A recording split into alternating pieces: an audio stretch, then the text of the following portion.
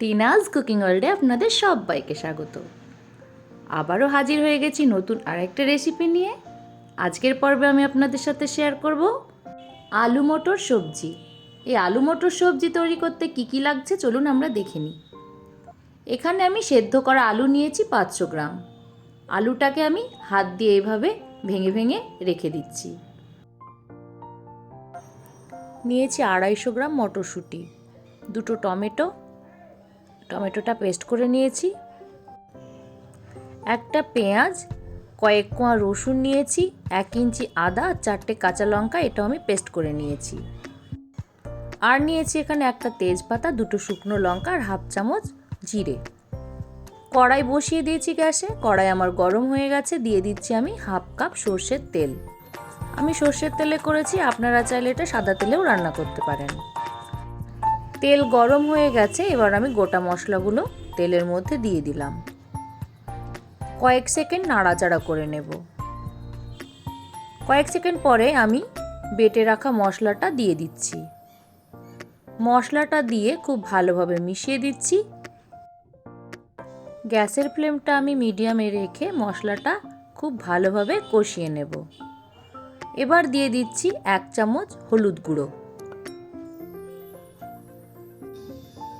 দিয়ে দিচ্ছি আমি হাফ চামচ লাল লঙ্কার গুঁড়ো।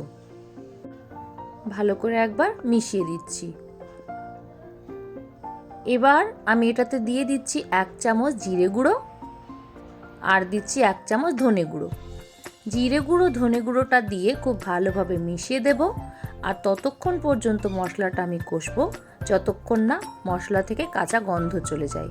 মশলাটা যাতে নিচে লেগে না যায় তার জন্য দিয়ে দিলাম সামান্য একটু জল দিয়ে খুব ভালোভাবে মিশিয়ে দিয়ে মশলাটা খুব ভালোভাবে কষিয়ে নিয়েছি।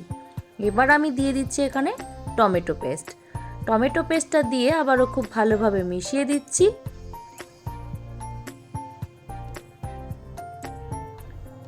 মশলাটা আমার খুব সুন্দরভাবে কষিয়ে নিতে হবে, যার জন্য আমার 3 থেকে 4 মিনিট সময় লাগবে। 3-4 মিনিট পরে মশলাটা কষানো হয়ে গেছে। এবার আমি এখানে দিয়ে দেব মটরশুঁটিগুলো দিয়ে আবারও খুব ভালোভাবে মিশিয়ে দিচ্ছি। খুব ভালোভাবে এটা মেশানো হয়ে গেছে। এবার আমি দিয়ে দিব পরিমাণ মতো জলটা দিয়ে একবার খুব ভালোভাবে মিশিয়ে দেব। মেশানো হয়ে গেছে। এবার আমি ঢাকনা দিয়ে একবার ঢেকে দিচ্ছি।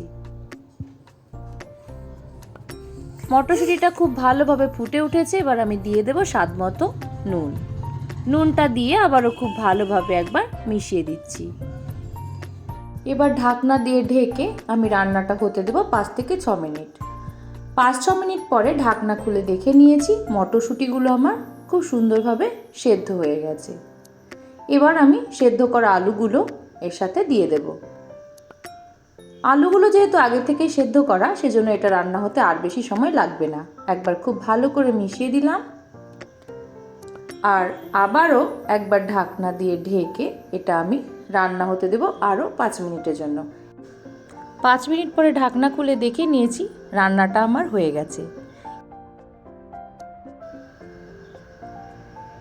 এবার এখানে আমি দিয়ে দিচ্ছি হাফ চামচ গরম মশলার গুঁড়ো আর দেব কিছুটা ধনেপাতা কুচি। আবারও একবার খুব ভালো করে মিশিয়ে দেব। তো তৈরি হয়ে গেল আজকে আমার আলু মটরের সবজি।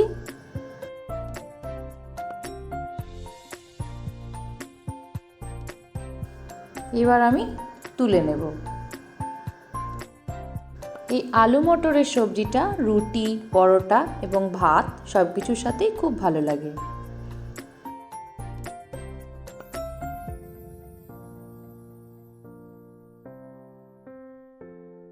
শেষে আমি একটু ধনেপাতা কুচি ছড়িয়ে দেব।